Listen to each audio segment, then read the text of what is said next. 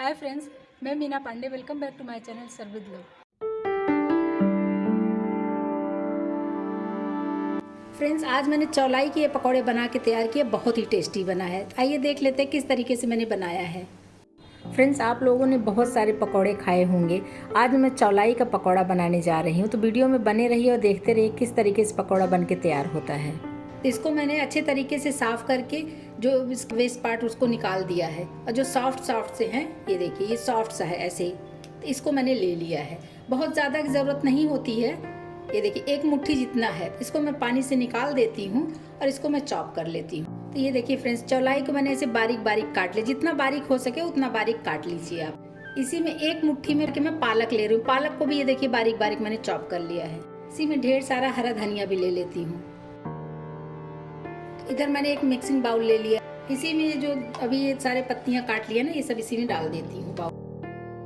तो इसी में मैं ये स्प्रिंग ओनियन डाल रही हूँ। एक वाइट वाला पार्ट ले लिया है और थोड़े से ये ग्रीन वाले पार्ट, ये सारे डाल देती हूँ। इससे बहुत ही अच्छे पकौड़े बन के तैयार होंगे फ्रेंड्स। एक बार मेरे तरीके से मिक्स करके ऐसे बना के देखिए, बहुत ही टेस्टी लगता है। इसी में टेस्ट के अकॉर्डिंग नमक डाल देती हूँ जितने पकौड़े बनेंगे।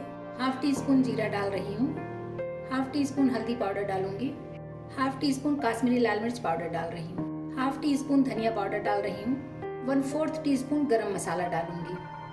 अभी मसालों को और जो ये ग्रीन सब्जियां हैं ना, इन सब चीज़ों को मिक्स कर देते हैं अच्छे से। नमक डला है, मसाले डले हैं, तो उसकी वजह से इसमें पानी भी छूटेगा। तो अभी पानी वगैरह नहीं यूज़ करूँगी। इसी में बेसन डाल के मैं मिक्स करूँगी।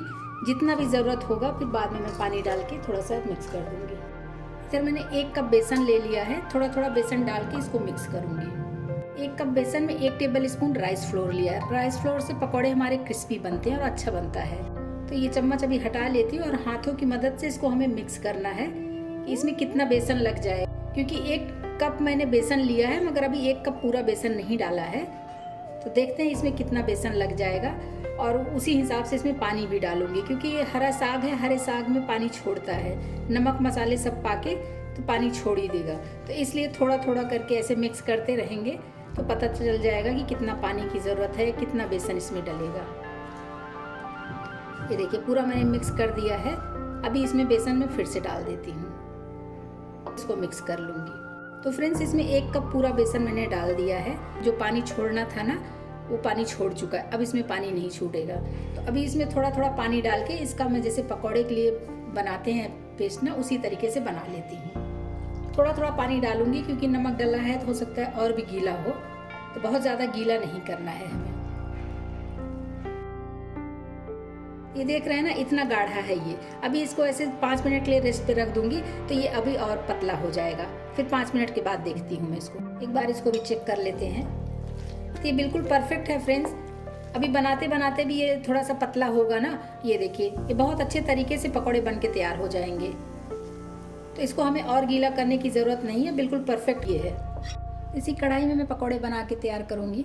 कढ़ाई ले लिया, इसी में मैं रिफाइंड ऑयल डाल रही हूँ। पकौड़े के लिए मैं रिफाइंड ऑयल ही यूज़ करती हूँ। तेल हमारा गर्म हो चुका है, और जो मैंने पेस्ट बना के तैयार कर लिया ना, छोटे बड़े जैसे भी आपको पकौड़े फ्राई करने हैं आप अपने अकॉर्डिंग कर सकते हो। ये देखिए तेल हमारा गर्म हो चुका है। इसी में एक एक पकौड़े ऐसे में डाल देती हूँ। कढ़ाई में जितने पकौड़े आ गए उतने मैंने डाल दिया है। तेल हमारा गर्म हो गया था तो गैस को मैंने मीडियम टू स्लो पे किया है। अभी इसको उलट पलट के क्रिस्पी करारे में सेक लूँ। एक बार पकौड़े चेक कर लेती हूँ।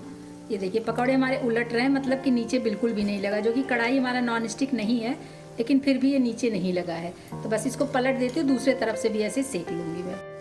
ये देखिए सारे पकौड़े मैंने पलट दिए हैं। जितना गोल्डन क्रिस्पी आपको सेकना है उतना गोल्डन क्रिस्पी आप करके सेक सकते हो। खाने में बहुत ही टेस्टी होगा फ्रेंड्स। जो प्याज के पकौड़े होते हैं उससे भी बहुत अच्छा ये टेस्ट आएगा, क्योंकि इसमें चौलाई, पालक, धनिया और स्प्रिंग ओनियन सभी कुछ डला है। बहुत ही टेस्टी लगेगा पकौड़ा खाने में। चाय के साथ में तो मज़ा ही आ जाएगा। जो खाएगा बार बार ऐसे ही खाने की जिद करेगा। एक बार इसको फिर से पलट लेती हूँ। 2-3 बार उलट पलट के, जैसे आपको क्रिस्पी करारे चाहिए उतने क्रिस्पी करारे आप इसको सेक लो। पकौड़े हमारे इतने सिक गए हैं, मतलब अभी ज़्यादा गोल्डन नहीं हुआ। तो अभी गैस को 1 मिनट के लिए मैं हाई पे कर देती हूँ, ताकि ऊपर से पकौड़ों में कलर आ जाए। अगर पूरा हाई करके गैस को फुल करके सेकेंगे तो पकौड़े हमारे अंदर तक नहीं पकेंगे। तो इसलिए मीडियम करके सेका है मैंने, लेकिन कलर आने के लिए मैंने अभी गैस को तेज कर दिया फुल पे। और देखिए बहुत जल्दी इसका कलर भी चेंज होने लगा है। बस इसका कलर चेंज हो जाए, गोल्डन कलर में आ जाए, फिर इसको निकाल लूँगी मैं। ये लीजिए, ये गोल्डन कलर में आ गया है। मैं इतना ही गोल्डन करूँगी, इसको निकाल लेती हूँ। दूसरा बैच, तीसरा बैच ऐसे बनाते जाइए। इसी पे मैं दूसरा बैच भी डाल देती हूँ। ये दूसरा बैच भी डाल दिया। इसी तरीके से दूसरा बैच, तीसरा बैच फ्राई करते जाइए, खिलाते जाइए चाय और चटनी के साथ में। बहुत ही टेस्टी बनेगा। एक बार बनाएंगे ना, बार बार बच्चे लोग इसी पकौड़े की जिद करेंगे। बस इसको भी गोल्डन करके निकाल लेती हूँ। तो पकौड़ों की आवाज़ सुनिए फ्रेंड्स, देख रहे हैं कितना क्रिस्पी बना हुआ है।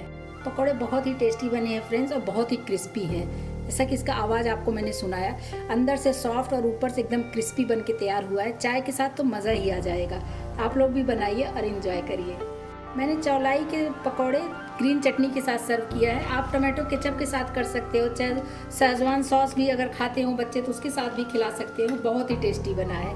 ये लीजिए फ्रेंड्स, अगर बच्चे हरी सब्जियां नहीं खाते हैं तो इस तरीके से बना के खिलाइए। बहुत ही टेस्टी, बहुत ही हेल्दी बन के तैयार हुआ है। आप लोग भी बनाइए और इन्जॉय करिए। अगर आपको मेरा तरीका पसंद आया हो तो लाइक और कमेंट्स करना बिल्कुल भी मत भूलना फ्रेंड्स। लास्ट तक मेरी वीडियो देखने के लिए थैंक यू।